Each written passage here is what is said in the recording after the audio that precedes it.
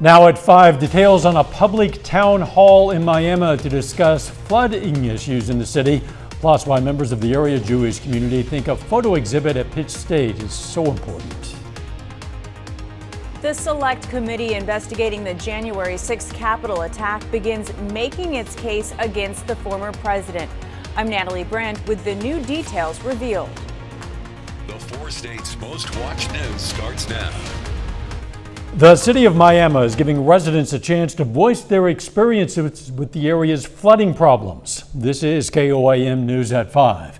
The city, along with 456 property owners, are in the middle of a civil lawsuit with the GRDA, claiming their operation of the Pensacola project caused repetitive flooding for the area. A public meeting on the issue starts at 7 p.m. at the Coleman Theater. On KOAM News at 6, we're going to learn about why a federal agency is going to attend that meeting. The city of Miami is selling some of its surplus equipment. The online auction began today and runs through June 20th. Items up for sale include printers, filing cabinets, tire changer and balancing equipment, even a hydraulic excavator. Winning bidders will be able to pick up their items at Miami City Hall. You can find a link to the auction on our website. That's KOAMnewsnow.com. A limited series photograph exhibit showcasing the horrors of the Holocaust is on display at PSU. The Auschwitz KZ1 and 2 exhibit showcases photos that photographer Orion Henriksen took at what remains of the camp. The photographer put on the exhibit in part because eventually there won't be any survivors left to tell the stories. Some Jewish community members say it's still important to educate the community on this horrific moment in history. We can't assume, especially in an area where there's a relatively small Jewish population, that this important episode in history is as well known as it should be. The Auschwitz photography exhibit will remain at the Bicknell Family Center for the Arts at PSU through June 30th. Come and Go is about to leave some of its Joplin area stores for good. The convenience store chain is selling both its Webb City locations and 4 of its 6 Joplin locations to White Oak Station convenience stores. The company says the service locations no longer align with its long-term plans for expansion and continued store enhancement. The locations at 3434 South Rangeline and 5002 South Main will still remain as Come and Goes. Let's check in with Doug Hetty for a first look at the weather. Well, Dow, we had some scattered showers and thunderstorms out there once again last night into the morning hours, but most of today has turned out to be a pretty good Friday. We do have a lot of cumulus clouds, which are kind of skirting through the area, and we can't rule out an isolated thunder shower popping up throughout the evening, but I really think most of us are looking pretty good from this point on into the weekend. We definitely need a chance to dry out. Low 80s on the Missouri side. On the Kansas side, we're pressing 90 degrees and the heat's really going to kick in. So already we have heat indices upper 80s to near 90 degrees, and these are going to crank up over the next couple days. Through the evening hours, if you have any outdoor activities, we drop back through the 80s into the 70s, upper 60s later on tonight. 90s return. We're going to talk about that here in just a bit. See you then. Thanks, Doug. The House Select Committee has begun a series of hearings detailing evidence it uncovered in its investigation into the January 6th Capitol attack. The committee laid out in a primetime public hearing last night its most comprehensive picture yet of what happened. Natalie Brandt reports from Capitol Hill. The historic primetime hearing of the Select Committee investigating the January 6th attack on the U.S. Capitol is just the first. The world is watching what we do here. As the panel lays out its case that former President Donald Trump oversaw and coordinated a multi-part plan to overturn the 2020 election. We believe Donald Trump is responsible. He lit the flame.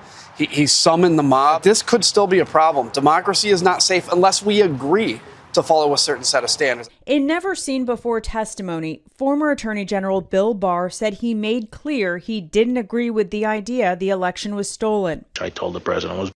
I respect Attorney General Barr, so I accepted what he was saying. Former President Trump, responding on his social media platform, blasted his daughter, saying she was not involved in studying election results. House GOP leaders have criticized the committee as political and illegitimate. In a new revelation by the panel Thursday, Vice Chair Liz Cheney said that Pennsylvania Republican Scott Perry and multiple other GOP members sought presidential pardons for their roles in attempting to overturn the election. Congressman Perry on Twitter called it an absolute shameless and soulless lie. We have the documentation. The committee also revealed Thursday that the former president did not call federal law enforcement to protect the Capitol that day. Then Vice President Mike Pence did, as officers engaged in hand-to-hand combat. And I saw friends with blood all over their faces. I was slipping in people's blood. CBS News has confirmed a former DOJ official is expected to testify next week. Natalie Brand, CBS News, Capitol Hill. Former Vice President Pence's lawyer, Greg Jacob, is expected to testify before the committee next week. Several gun safety groups gathered in Washington, D.C. today to demand passage of gun control legislation. They're responding to multiple deadly mass shootings over the past few weeks. Tomorrow, thousands are expected to rally in the nation's capital and all around our country. That event will be led by March for Our Lives, which was founded by a group of survivors of the 2018 Marjorie Stoneman Douglas High School mass shooting in Parkland, Florida. Still ahead, a federal report on inflation. Inflation hits another 4-decade high. I'm Michael George with the latest data showing big price increases for gas and pretty much everything else we buy. And next in Healthwatch, debunking some myths about living with Alzheimer's. Topping today's Healthwatch, pregnant women with COVID-19 may be more likely to have babies who develop neurodevelopmental disorders in their first year of life. Researchers looked at the health records of more than 7,000 babies. They found 6% of those whose mothers had COVID-19 during pregnancy were diagnosed with neurodevelopmental disorders within 12 months of birth. That's compared with 3% of infants whose mothers were not COVID positive during pregnancy. A clinical trial is underway to evaluate an inhalable vaccine to protect against respiratory infections, including TB, COVID-19, and the flu. Canadian scientists who developed it say such vaccines provide far better protections and stronger immunity than nasal sprays by delivering vaccine droplets directly into the lungs. During Alzheimer's and Brain Awareness Month, the Alzheimer's Association is highlighting common stigmas and misconceptions people have about the disease and other dementia. 6 million Americans are living with Alzheimer's. Danya Bacchus introduces us to a North Dakota man and his wife sharing their experience. Dale Rivard was diagnosed with mild cognitive impairment 5 years ago. He was 59 and a prosecutor. The first 6 months is when I deteriorated quite a bit. It has affected my speech a lot. And as the years have progressed, my short-term memory is about the same. Dale and his wife Marianne want other people to know what it's like living with early-stage Alzheimer's and other dementia. You get that diagnosis, and it's pretty devastating. There's 2 ways to go. You can say, I'm done. I mean, it's so easy to sit in front of the TV, turn it on, and wait to die, or you can still fight and keep active. Monica Moreno with the Alzheimer's Association says the goal is to reduce the stigma and isolation patients feel. When people hear the word Alzheimer's disease, they immediately think of someone in the end stage of the disease. But the reality is that individuals living with Alzheimer's disease are still vibrant and can engage and live quality lives. When we were both working, we hardly went anywhere except on vacation, but now he's all mine. The couple travels and spends time with family. And they sing. With the chorus for people with dementia and their caregivers, the Unforgettables. I have problems speaking now.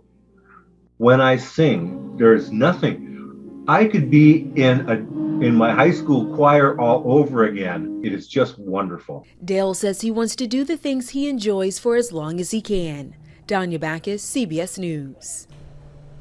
Other families say they want people to know that you can ask a person how they are doing, and you don't have to necessarily just ask their caretaker. Talking around someone with early stage disease can make them feel more isolated, more alone.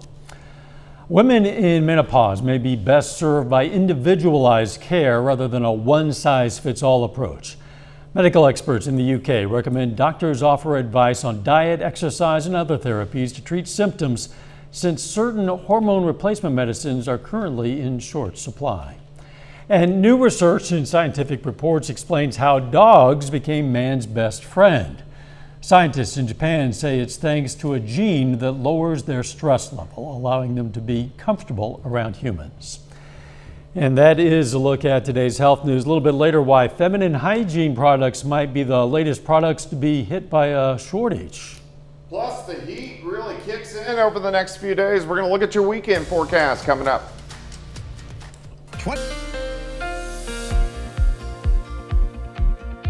Well, of course, we had additional scattered showers and thunderstorms last night into the morning hours, but the afternoon has turned out pretty good if you have outdoor activities. It's Friday, get out, enjoy it. A little bit humid, but the temps really heat up over the next few days. We've been mainly into the 80s up to this point, but the 90s and the humidity kicks in. Much drier. We do need to dry out. We just don't want to get into that trend of no rain at all for the summer months. If you want to get my long-range forecast, go to my month-long blog. This is at KOAMnewsnow.com. I have it all the way through August, so you can kind of see what the pattern is over the next several weeks. Indigo Sky, casino and resort just outside Seneca, Missouri. You can see the cumulus clouds. Looks pretty good.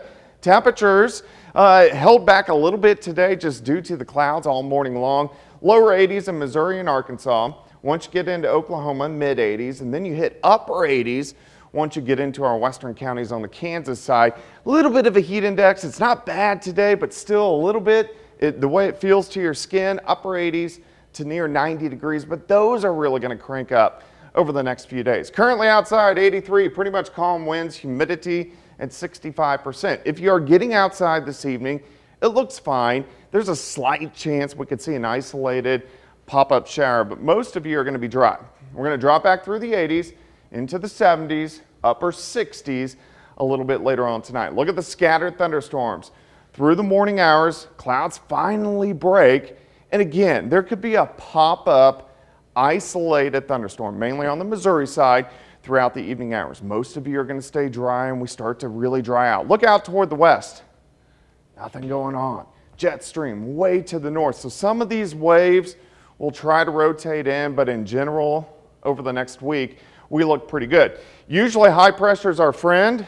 In the summertime, it's not. High pressure means heat, humidity, and just downright hot.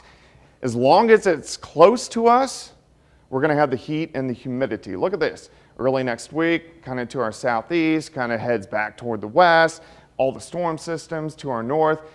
Really just means we're going to be hot and humid as we go through the next several days. Let's step through time tonight. Again, an isolated thunderstorm through the evening hours, and then we look good. Let's go through Saturday, partly sunny skies. Look at the heat starting to kick in. 68 to start, 85 by noon. High temp of 90 during the afternoon. We got to watch this complex of storms tomorrow night. This may skirt into southwestern Missouri tomorrow night into Sunday morning, and then Sunday looks fine. It's just really going to heat up again as we go well into the 90s for highs. In fact, look at heat indices, the way it feels to your skin. Heat index tomorrow, upper 90s to near 100. Check this out. Heat index on Sunday, 103 to 105 degrees. So the humidity really kicking in. 90 tomorrow, 93 Sunday, 94 on Monday, 90s for the next 7 days. Mainly dry, a few scattered thunderstorms late next week. A very summer-like pattern starting to move in. Actual temperature is hot enough. Heat index, whoa. It's up there. It is. Thanks, Doug. If your signal of KOAM or Fox 14 becomes kind of glitchy next week, well, that's actually a sign of progress. We're going to be broadcasting from a lower temporary antenna while the crew installs a new, more technically advanced antenna at the top of our tower. It's the final step in our More Power project. This is going to allow some viewers who previously lost our signal to get us once again. If all goes to plan, we're going to be back up and stronger than ever by the end of June. Coming up, what a new federal report shows about inflation. First, though, we honor a local veteran. William McDaniel served in the U.S. Army from 1953 to 1955. His hometown, Fort Scott, Kansas, and we salute Private First Class William McDaniel, a four-state hero. Topping today's Consumer Watch, a new report from the Bureau of Labor Statistics shows consumer prices shot up 8.6% over the past year. That's a number not seen in almost 41 years. Reporter Michael George tells us what's fueling the big jump. Record high gas prices are forcing some commuters to rethink their budget. There's a lot of other things I can't do because I have to pay for gas. And the cost of diesel is making it more expensive for trucking companies to ship goods to stores. That will ultimately be reflected in the prices that the consumer pays, and that's part of the increase in the cost of food and everything else. Food prices saw the biggest jump since 1981. Milk is up almost 16%. Chicken costs 17% more, and eggs soared 32%. The Federal Reserve really needs to address this as quickly as possible. CBS News business analyst Jill Schlesinger says the Federal Reserve is expected to once again raise interest rates next week, hoping it will ease price hikes. But the effect will likely take time. How big an impact is this for Americans' bottom line? Inflation touches every single American, but those who earn less, they feel the biggest brunt. The three categories of their lives where they spend the most money, which is shelter, food, and energy, those areas are rising. The national average for gas is around $5 a gallon and could accelerate if bad weather disrupts offshore oil drilling. It's not impossible that should we see a refinery snag or a major hurricane in the Gulf of Mexico, that we could see a national average hitting the $6 a gallon mark. Prices are also fueled by demand, which is expected to stay high during the busy summer driving season. Michael George, CBS News, New York. Supply chain problems and inflation have hurt virtually all consumer goods, and that includes feminine hygiene products. Top retailers and manufacturers acknowledge the shortages this week. The shortages appear to stem from supply issues with key materials like cotton and plastic. The CDC is lifting the requirement of a negative COVID test for travelers entering the U.S. The change will go into effect for U.S.-bound air travelers on Sunday. Federal investigators want to know if Tesla's automated technologies make driving less safe. They've been looking into hundreds of thousands of crashes to answer that question. Now they're digging into Tesla autopilots that have slammed into first responders' parked vehicles. The probe is officially known as an engineering analysis and could lead to a safety recall. Officials are specifically reviewing whether autopilot leaves drivers unprepared to take control and prevent a crash. A final check of the forecast next.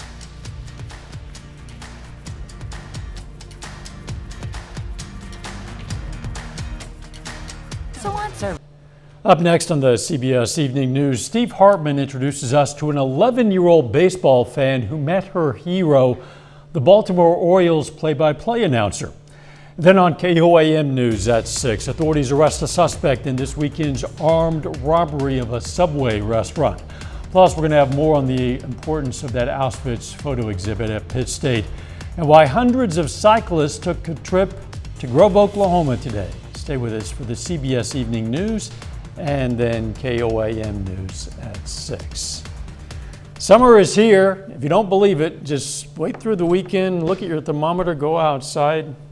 It's going to be even hotter than the thermometer says. It's going to feel Yeah, most of us can handle 90s. 90s are fine, but when you have the humidity, right, and you get that heat index of 105 to 110, that's when it's uncomfortable. And that's what we're going to have over the next week. 90 tomorrow, 93 on Sunday, 94 on Monday. Staying into the 90s next week. Good news here is at least we get a chance to dry out.